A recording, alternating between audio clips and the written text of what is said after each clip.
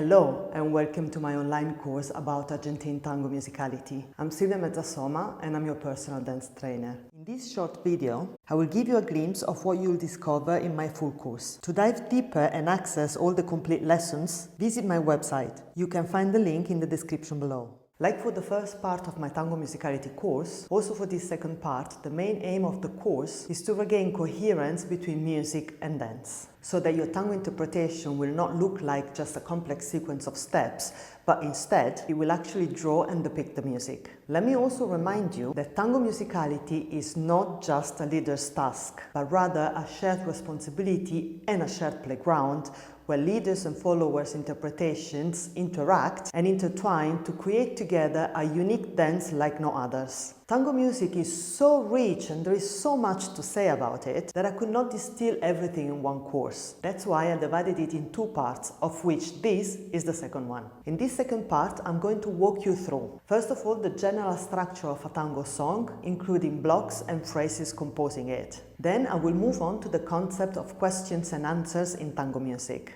to continue with specific elements of tango songs, which require specific interpretations. Those are endings, starts, pauses and freezes, syncopations, and variations. Finally, I'm going to give you some useful insights on how to dance on the main tango orchestras, which are the orchestras of Carlos Di Sarli, Juan D'Arienzo, Osvaldo Pugliese, and Anibal Troilo. Understanding how a typical tango song is structured, it is of paramount importance to organize your dance improvisation around it.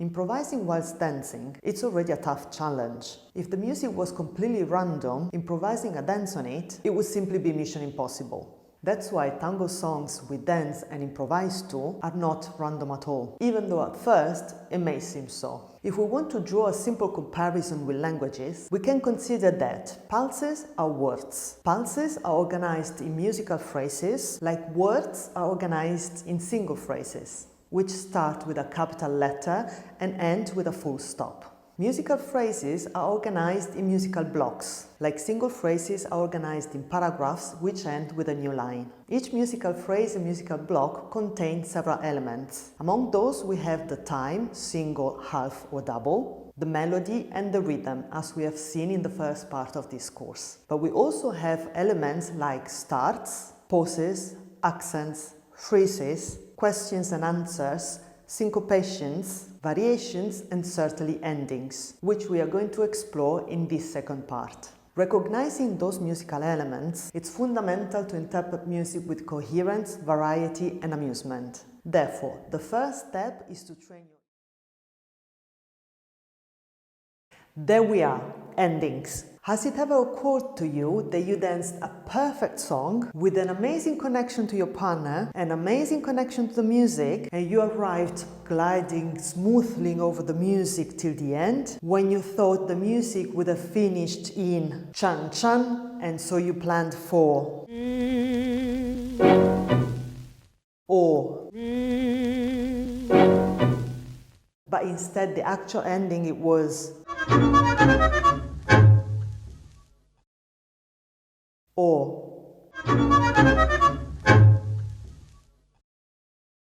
I'm sure this has happened to every single one of us. And it sucks because at the end of a perfect song, you would have liked to have a perfect ending, fully calibrated with the music, instead of having a oops, sorry. A poor ending might leave a bitter taste and could ruin a feeling of a dance that was otherwise fantastic. Ending the dance properly is one of the most important things when dancing Argentine tango. Some even say that it is the most important thing, along with starting the dance well. No pressure and no panic, as we are now going to categorize the most common endings and how to dance on them. We have tackled a lot of different endings and a lot of different orchestras, and you might feel confused or overwhelmed. But don't worry, because I have a gift for you. I have compiled a schema reporting the most common endings used by the most played orchestras, together with the titles of some of their songs, where you can hear that ending.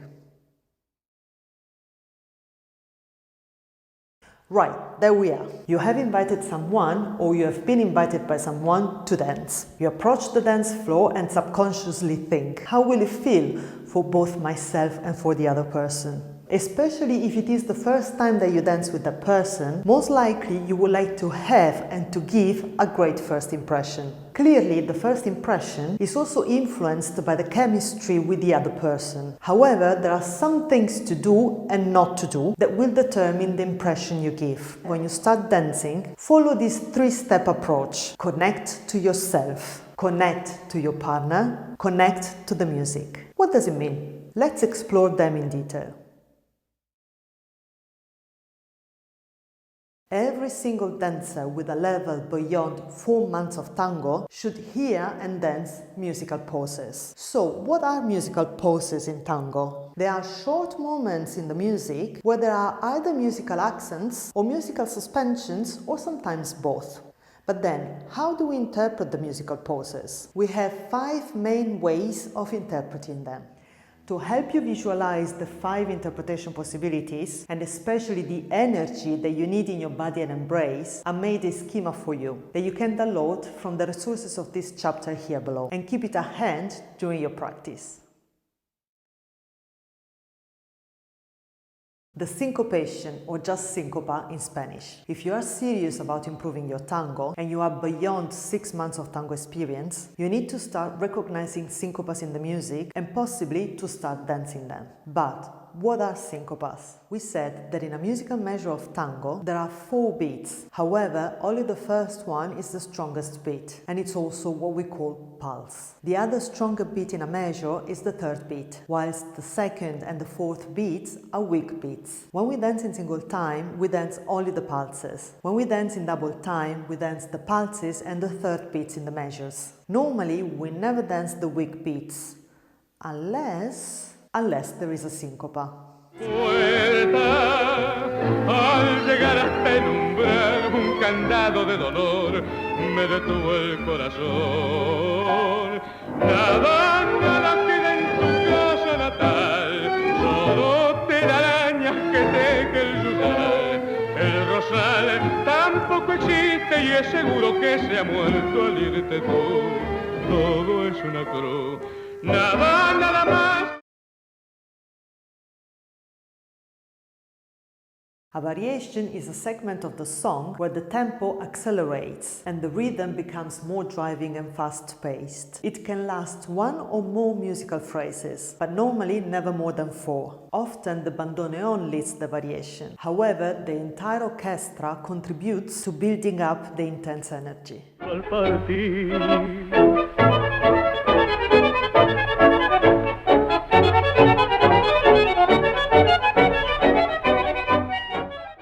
Variations provide a thrilling, fast-paced challenge for both dancers and musicians. But what do variations mean exactly from a dancing point of view?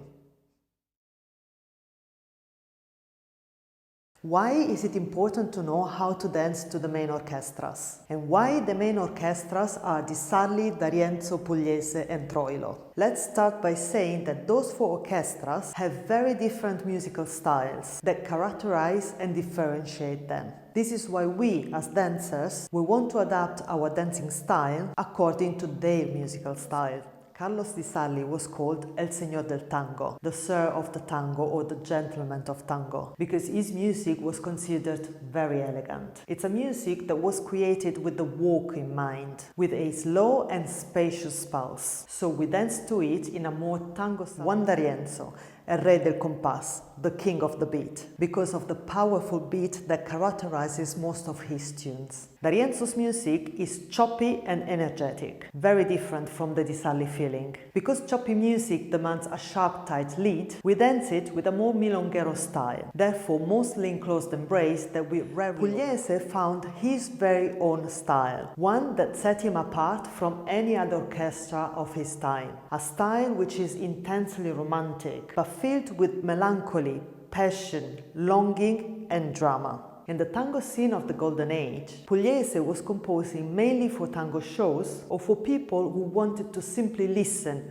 not to dance socially. That's why his music is dramatic and showy, and it can be very difficult to dance to when you're just starting. Annibal Troilo was himself a bandoneonist. He is considered the most expressive bandoneon player in tango history, who created an emotionally rich style with a profound expressive depth and sophisticated arrangements. In his arrangements, the bandoneon was the orchestral centerpiece and the heart of the music, both for beats and variations. From a dance perspective, the main characteristic of Troilo's music is his contrast. Troilo didn't hesitate to mix melody. Dear dancer, do you remember what I said in the first part of the course? I said that the leader designs the house and the follower designs the interiors. Both contribute for 50% to a nice and happy living space in the house. Whilst for the leader, it becomes clear since the first tango lessons why they need to have an adequate musicality, for the follower this might be a bit blurry at first. After all, followers spend a lot of time in the beginning to learn how to follow, which in most of the cases means to fully focus on feeling the lead and nothing else. In the beginning, a follower almost cannot listen to the music, not to get distracted from the lead. And later, it might be not so clear why now they also need to have an adequate musical knowledge. Let me tell you this, followers, you are 50% of the capo musicality. And I can tell you with certainty, the leaders really enjoy dancing with followers who know tango songs and can play with them along with the leader.